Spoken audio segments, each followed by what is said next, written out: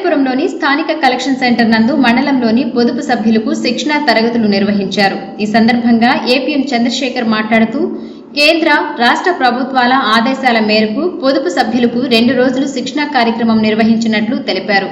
ఈ శిక్షణలో సంఘాలు, మండల సంఘ బంధాల నిర్వహణ, నాయకత్వ నిర్వహణ, డేటా అప్లోడ్, పుస్తక నిర్వహణ తదితర అంశాలపై సమగ్రంగా విచారించామని చెప్పారు.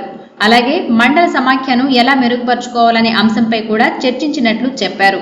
ఈ కార్యక్రమంలో మండలంలోని పొదుపు అధ్యక్షులు, పొదుపు సంఘాల సభ్యులు పాల్గొన్నారు. సంఘం అంటే ఏంటి?